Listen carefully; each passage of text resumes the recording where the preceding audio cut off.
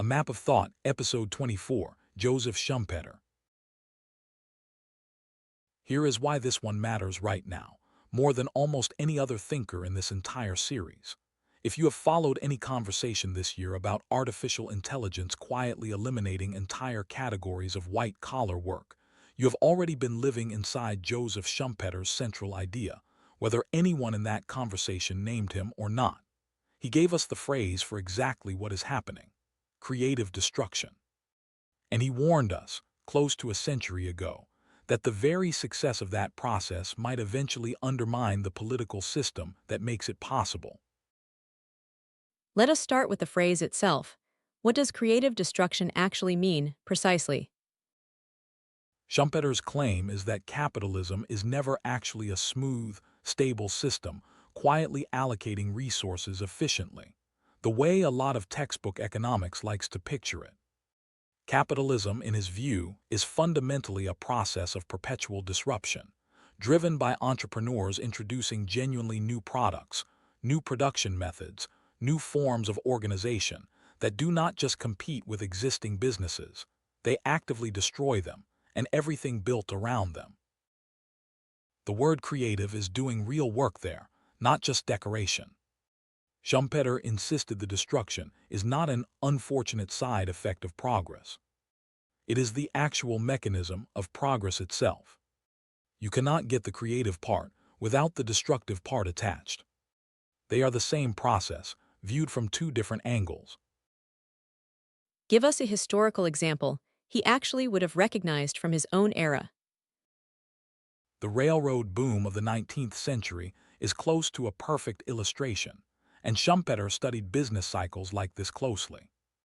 Railroads did not simply add a faster transportation option alongside existing ones.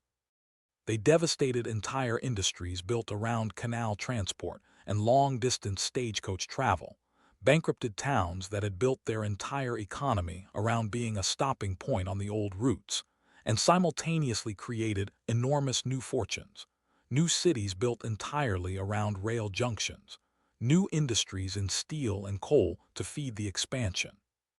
And then, within a few decades, waves of railroad speculation collapsed spectacularly more than once, wiping out investors, before the industry consolidated into the stable backbone of national economies.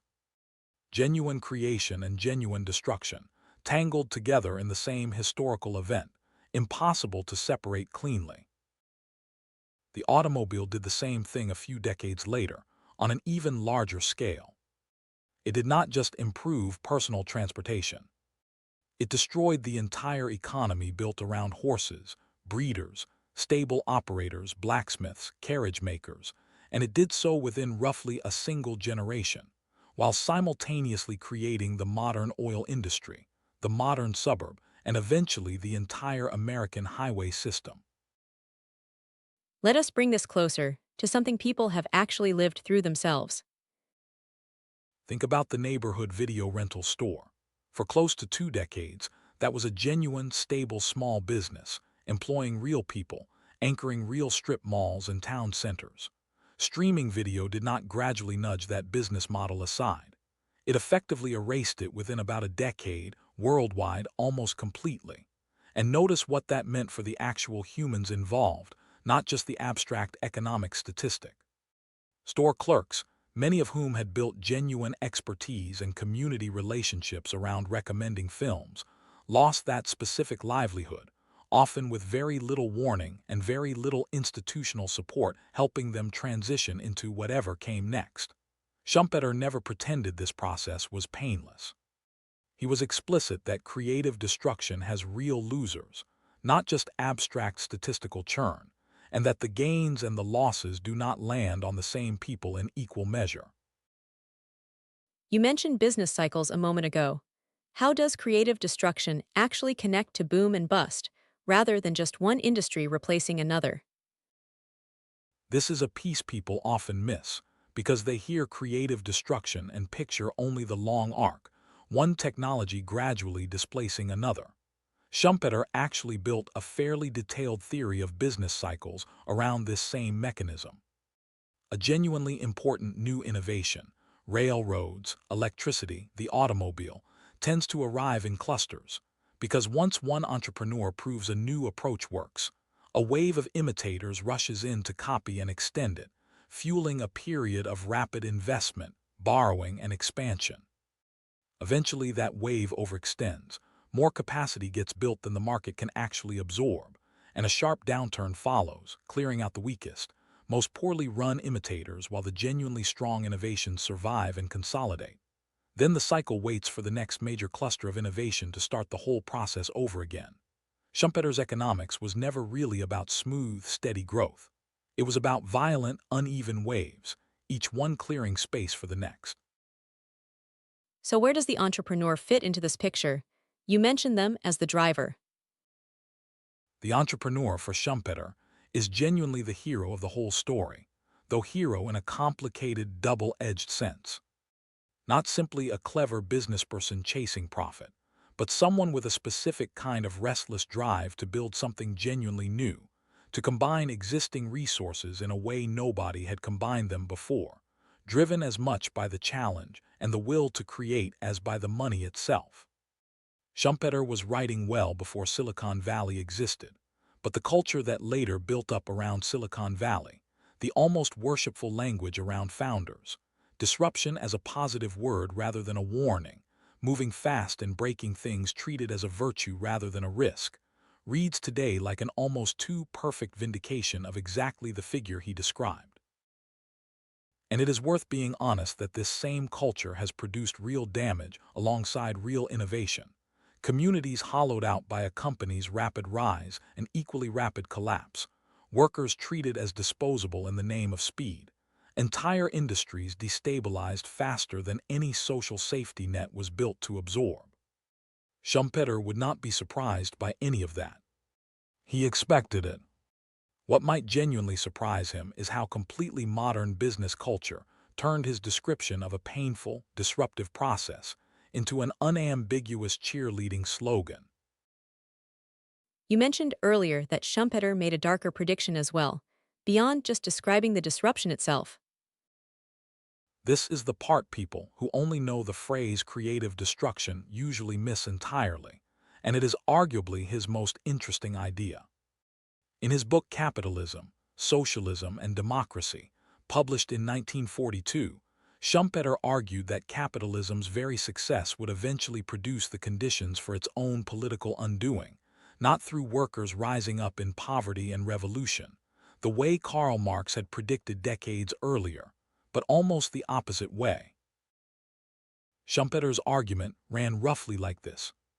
Capitalism generates enormous wealth, and that wealth funds universities, journalism, and a large educated professional class with the time and inclination to think critically about the system that produced their own comfort.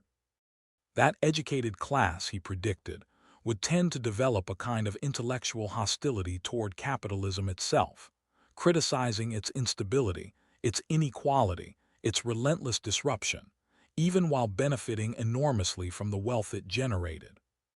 Over time, that criticism would erode the cultural and political legitimacy capitalism needs to keep functioning, producing a slow drift toward more centralized, planned, socialist-style economic management, not because workers demanded it in poverty, but because capitalism's own success had created a class of critics wealthy enough and educated enough to dismantle it from within.